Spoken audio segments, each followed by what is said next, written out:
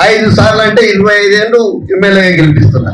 మరి అలాగే నేను డిసిసి బ్యాంక్ చైర్మన్ ఉన్నప్పుడు నష్టాలు ఉన్నప్పుడు దాన్ని నేను వాళ్ళకి ఒకటే మాట చెప్పిన, నేను లోపలికి రాను, బ్యాంక్ లోపలికి రాను, చేస్తే కూడా నాకు అవసరం లేదు, అన్ని ఇన్ఫ్లేషన్లే నాకు అవసరం లేదు, నా ఆఫీస్ నేను చూసుకుంటా, నా కుర్చీ నేను తెచ్చుకుంటా, మీటింగ్ మాత్రం మీకు బిర్యానీ పెడతా అని చెప్పిన.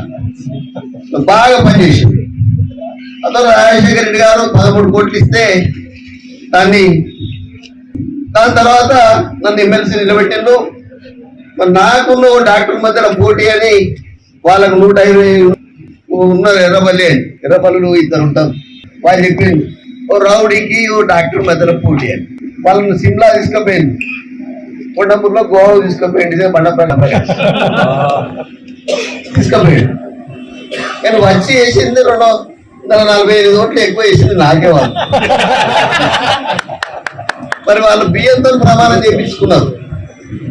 దాంతో రెండోసారి అప్పుడు మీరు చూసిండు, భారతదేశంలో చట్టసభలోకి ఎవరు కూడా ఏకగ్రీవంగా పోలే.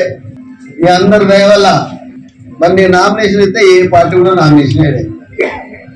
మరి నేను రౌడీజం చేస్తే ఏలేదంటే అది కాదు కదా, నా మీద అభిమానం.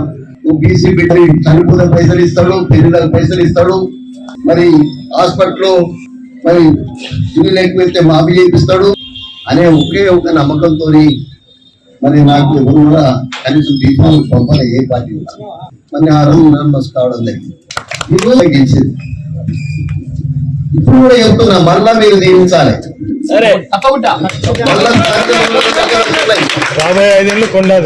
మీతోని అక్కలు అన్నలు అందరూ కూడా గెలిపియాలి. నాకేదో స్వార్థంతో ఇంటికి రాలే, మీరందరు కలిసి ఉండి ప్రస్తుతో మీరు పేదలకు న్యాయం చేయండి. మీరు అర్థం బేషజాలు పోవద్దు. నేను 20 కోట్లతో అలంకార దగ్గర ఆ రోజు అలంకార దగ్గర నేను కాపులకు మరి భూమి తీసుకున్నా, ఎకరంన్నర. ఇప్పుడు అది 50 కోట్లు అయింది. అసలు దాన్ని తీసుకొచ్చింది నేను 5 కోట్లు. మరి ఆయన రెడ్డి వేసాడు, కాపులకు వచ్చింది సాల్వ్ చేయాలి. మీరు కూడా దయచేసి అలాగే అనుకోండి. పేదలకు మీరందరూ కూడా ఒక ట్రస్ట్ ఏదైతున్నదో మేమే ఉంటాం. అంటే ఇది రాజుల పరిపాలన కాదు, ప్రజాస్వామ్యం ఉంది. రేపు ఓటు ఎక్కువ పెడదాం, ఓ ప్యానెల్ నిలబెడదాం. ఎవరెవరు ప్యానెల్ నిలబెడతారో వాళ్ళని పెడదాం, అక్కలను కూడా నిలబెడదాం.